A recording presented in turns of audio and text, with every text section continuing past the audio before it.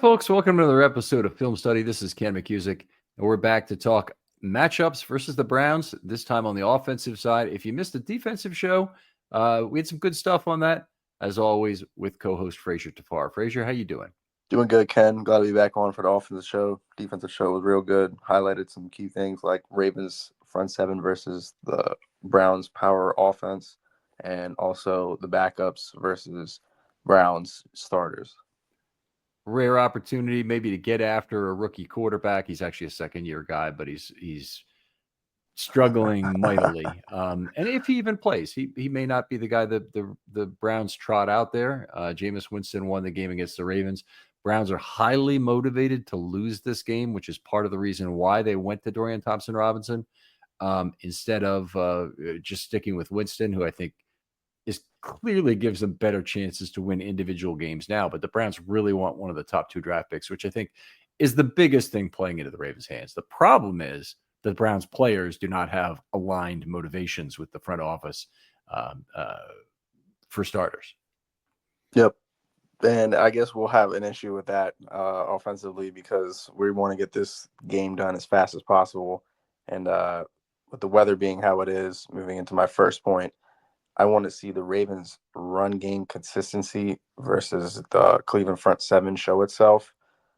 Last week we moved the line of scrimmage at will, also against the Steelers, who have a very formidable front. We were consistently pushing them, making holes, getting Derrick Henry downhill fast. And I want to continue to see that continuity with the offensive line, continuing to gel throughout the year. I think like we've wanted all of Lamar's career, we're playing a best football going into the postseason, and we're going to be able to be on a roll. This game is going to be crucial in that we have to have the offensive line continue their performance and continue to make holes for whoever is going to be running the ball, whether Henry is going to take less of a load this week. You're going to see more Keaton Mitchell. If Hill's back, it really doesn't matter. We need the offensive line to be able to make holes for us in the front line. Yeah, I completely agree. I mean, I think the ability to maintain run-pass balance, and when I say that, maintain the run-pass balance that they want to dictate to the Browns. This isn't a game where you gotta pass the ball 50% of the time. You hope game script allows you to run the ball 60% of the time before you get to the point where you run the ball 100% of the time late in the game. Yep. Or maybe 50% and then 100% kind of thing. It's a game they want to get over quickly. I think both sides will be motivated to do so. I mean, Cleveland has some star talent, offense and defense, that they really don't want to have on the field. Myles Garrett, Denzel Ward are banged up each a little bit.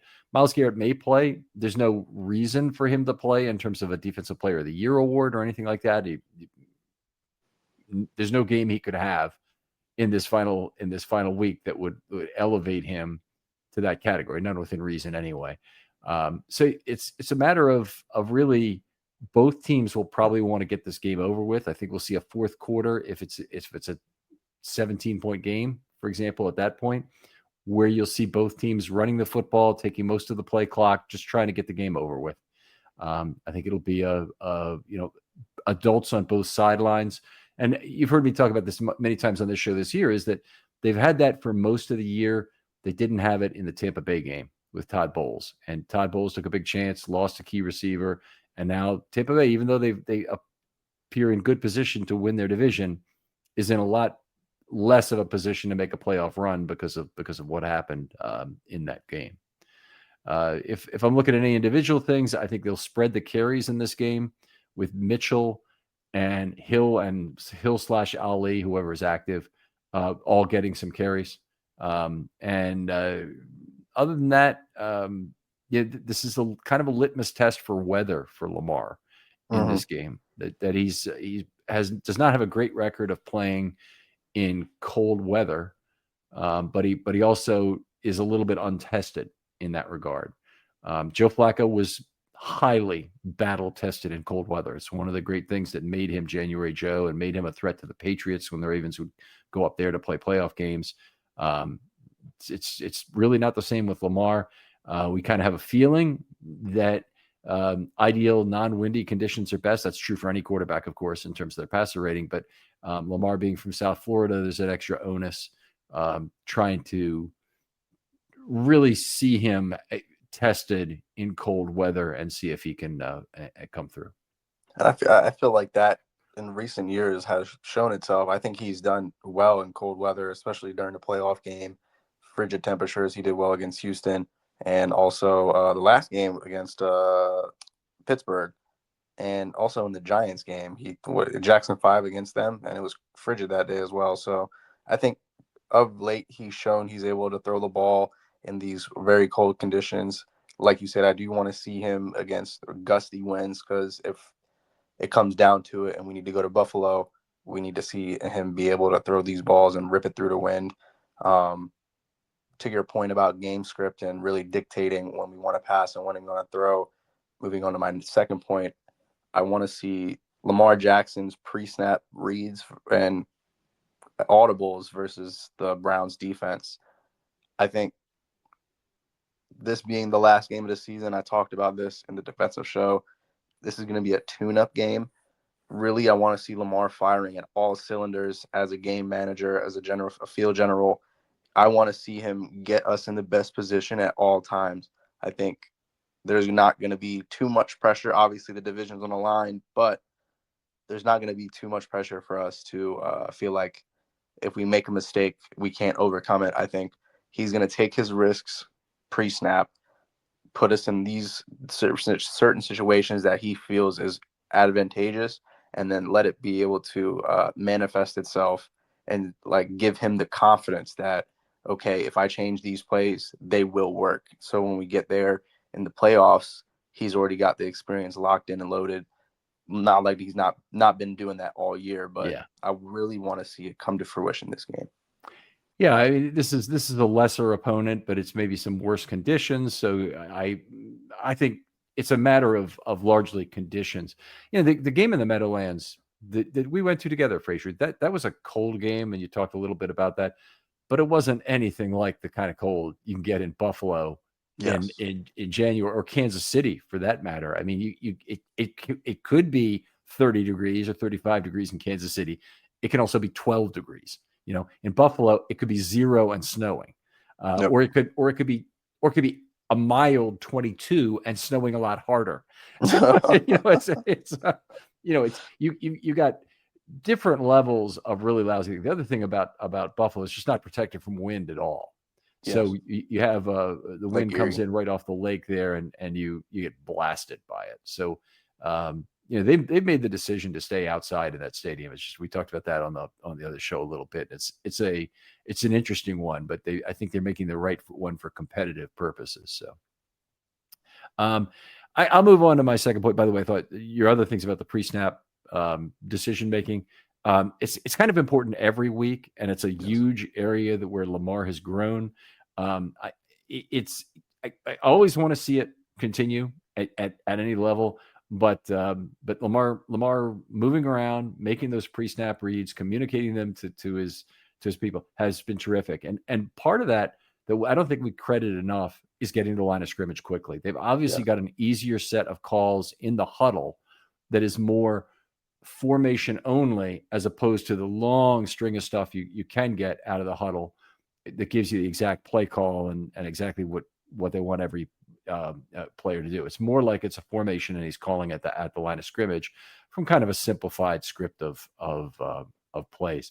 So it's one of the really great things about Monken, and they still had some fairly complex blocking scheme. We saw this last week in order, wham blocking, crunch blocking, trap blocking, that sort of thing that we don't see every week. The Ravens really don't have that complicated a blocking scheme, but they did this last week against the Texans to really force their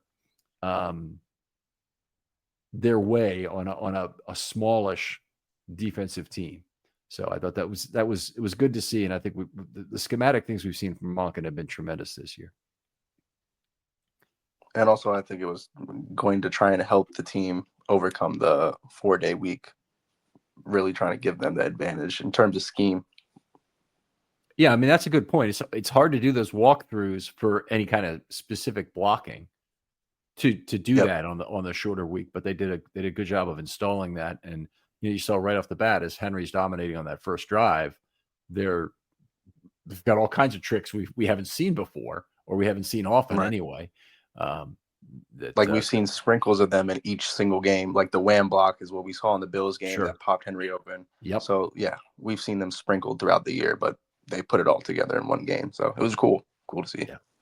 Yeah, that's a really good example, and it only takes one play like that for it to be incredibly effective. But exactly. Yeah. And one thing I do want to mention, I think that's something that we will see in the future in terms of Todd Monken's play calling. We're going to start compiling all the plays that have reap positive benefit and just put them in the game plan and just see what happens. I get it. We have all the data, obviously, but we can bring it down to the most effective plays and just install it for the week. Where is your level of concern if Monken leaves this offseason? I think there's two possibilities for Monken leaving. Number one is Monken could go to some incredible high-playing gig to be maybe three, to be the offensive coordinator. He could return to college as a head coach somewhere where he's also calling offensive plays. That's a possibility. Or number three, and I think actually the least likely, is he goes to another NFL team as the head coach, because he's not a dynasty pick from that perspective. He's not a guy you're lucky to have be your head coach for the next 10 years. Not Ben Johnson. Say again? Not a guy like Ben Johnson from the Right. Lions. No, he's not like that at all. He's an older guy. The right situation might be bridging the guy who you really want to be head coach for the 3 years you think it'll still be, or the 2 years it'll still be until he's ready. So you might have that situation occurring with some sharp defensive coordinator who gets kind of like the DeCosta Ozzie deal behind the scenes. Right. They're telling you, we're going to transition to you, or 2 years. Todd's here. He'll hopefully transform our offense. But let me get to the Ravens part of this question. So assuming Monken goes somewhere, what's your level of concern about the Ravens maintaining the institutional knowledge of what he's built? Because he did a great job maintaining the institutional knowledge from the Roman years. I think my level of concern is very low because we've had a quote unquote 2 verification system for when it comes to Lamar getting the play. You have Monken from up top, and then we have T. Martin from below, and then he's relaying it to Lamar. So it's not like all this knowledge is coming right from, obviously Monken's the one calling the plays, but there's multiple people in the system that are going to be able to absorb his play style calls or his play calling style, and also the philosophy. I think the plays don't go anywhere. Football is football. I mean, you only can draw up things so much. I think the philosophy is what's going to stay in the evolution of Lamar Jackson. I don't want to see that, because something that I've always had arguments with Kansas City fans is the reason why Patrick Mahomes is so successful is because Andy Reid is their head coach and he's the offensive coordinator. I mean, if you have the same system for 7, 6, 8 years, you are bound to master it and figure out every little way to manipulate the defense based on what you know about the offense. So Lamar has only had Monken for 2 years, and he's had 2 MVP seasons. I think it will be a shame if we move on from him after this year. I don't know, because he's not going to stay here forever, obviously, but I think T. Martin's going to be the next guy in line for the offensive coordinator position, because I feel like that's what the Ravens would do just to keep the continuity of the style and the philosophy. They do have a lot of continuity on offense that they don't have on defense. And this offseason, I think, is going to be a big one for rebuilding the succession plan for the Ravens going forward. Who are the next coordinators in waiting? Who's the guy they really think is the future head coach out of what's going on? Could be a positional coach, that they're bringing in now. It might be Zach Gore. It could be. I really don't know. I think he still needs more testing in terms of going through and having a start to finish solid year. Hopefully with solid coordinators. But they have a big coaching rebuild to do on this team, and they've done a great job in terms of figuring out in a methodical way what was wrong with this defense and fixing it. This defense now is somewhere between the second and sixth best defense in the entire National Football League right now. They're number 2 if you believe in like most current weighted DVOA, most current last 6 games, and looking at those 5 playoff teams they played and the Giants, and looking at how well they played. They're number 4 in weighted DVOA. Sorry, let me be clear about this. And they're number 6 for the entire season in DVOA, even with all that crap that happened early on in the year. So they're somewhere between the second and 6th best defensive team in the National Football League. You can win the Super Bowl with that defense. Okay, and right now, yeah, I expect that. Yeah, I mean, I don't know about you. I'm like looking at this and crossing my fingers that things don't go wrong the same way that I did in 23. But it's not a matter of this team isn't talented enough. This team is way more than talented enough. They're the most talented team in the National Football League right now. The question is, what's going to go wrong to make this not happen?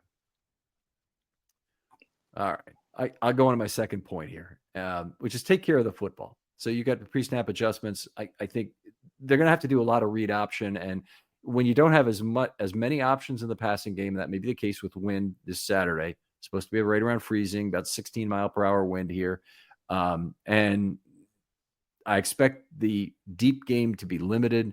That means they've got to lean on all the misdirection components they've got in the offense. So motion, pulls, the read option itself. The read option, absolutely critical. The pulls have to be clean in a game like this because the impact of fumbles is magnified.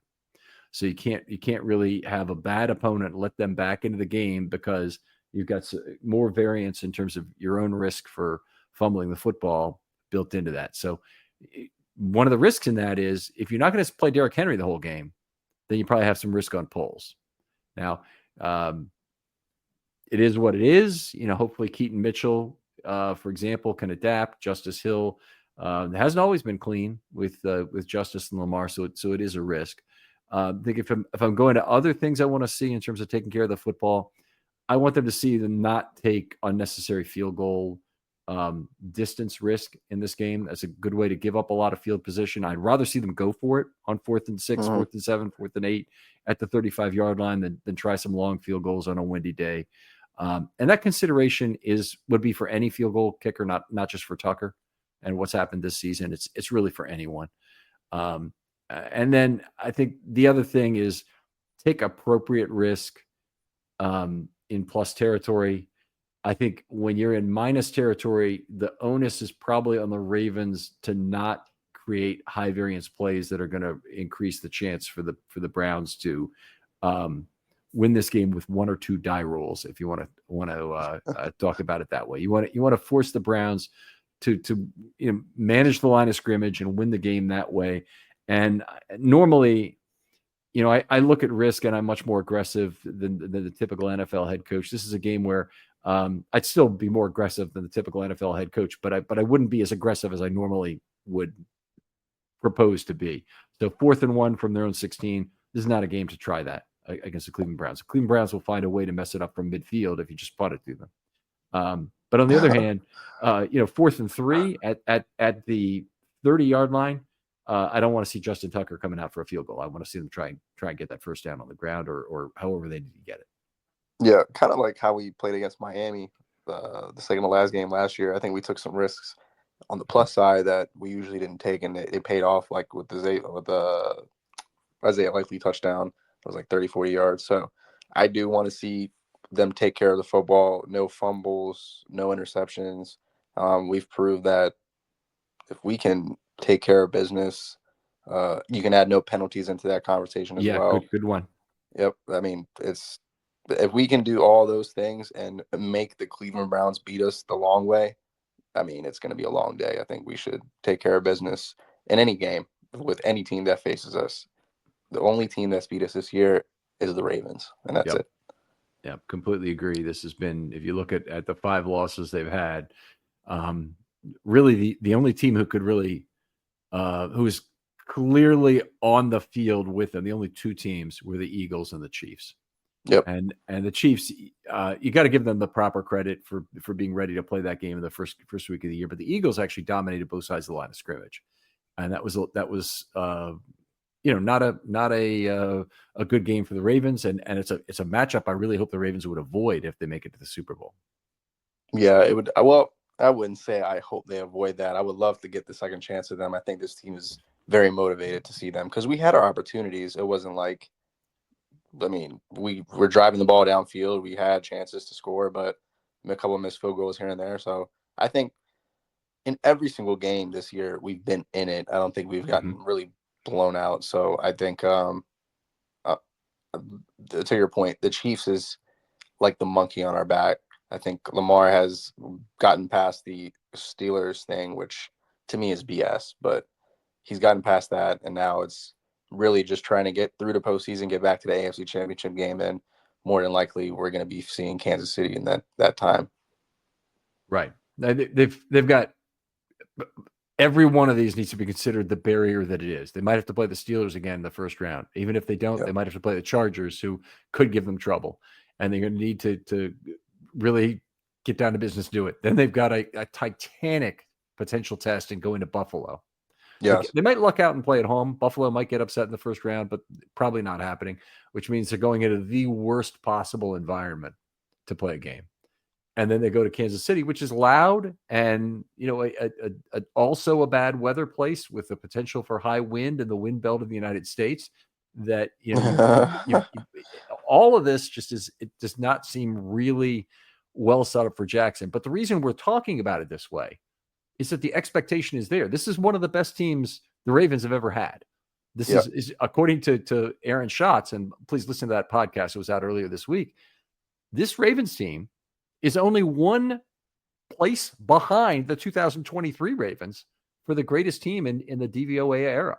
Last year's team was 5th. This year's team is 6th in terms of, and it's incredible that they've duplicated that. Just incredible. It's very hard to duplicate at the top in terms of DVOA period, but to be 5th and 6th, it's never happened before. No team has ever had 2 consecutive years anywhere near this good in the history of that metric. So we are rightfully, I think, placed to be concerned about what happens as opposed to be afraid of some particular opponent. Yep. And I'm going to use John Harbaugh's phrase, good. This is the kind of adversity we want to see. I think when we think back to the 2012 Super Bowl run, I mean, we had to go through Peyton Manning in Denver. That was a frigid game. Yep. And then we had to go up to Foxborough against Tom Brady. I mean, for us to get to the Super Bowl, it was almost impossible. So, I mean, it's getting me riled up just thinking about it. I really want us to shock the world like we did those past couple of years. I think people have wrote us off, especially after the slow start. And I think we just need to come out on the scene and start punching people in the mouth, show them who we really are. 2000 was, by the way, the same thing. They went to Tennessee as a 6-point dog. They went to Oakland as a 6-point dog, and they beat 2 very highly thought of teams. And they were 1 and 2. I'm sorry, say again. They were yes, the Titans were 1 and the Oakland was 2. Yep. And so Oakland was just thrilled that we beat the Titans and they get to play the game at home. And then they were careful. They learned to be careful about what they wish for. Yeah, Rich Gannon. Ask him about Siragusa. Rest in peace. Yeah, there you go. All right, my friend. Always a pleasure doing this show with you. This is the last show of the year for the regular season, but we will be around during the playoffs. But Frazier, tell folks where they can talk football with you online. Yep. You guys can reach me on Twitter /X at F_Rave8. That's F_RAVE8. All right. Thanks everybody for listening. As always, hit me up with an idea for a film study short. We may have a chance to do one at some point during the playoffs, 1 per week kind of thing. Love to hear from you. And if you want to participate in the Fire John Harbaugh thing, I'm having trouble finding Fire John Harbaugh people. Now, it may be that the nature of this pod is scaring people away, but I want to hear from you if you really believe Harbaugh ought to be replaced, because we need some people to take kind of the other side of that sort of a panel discussion in terms of what would make sense there. But hit me up. DMs are always open on Twitter. Love to hear from you. For Frazier Tafar, this is Ken McCusick saying goodbye. We'll talk to you next time on Matchups.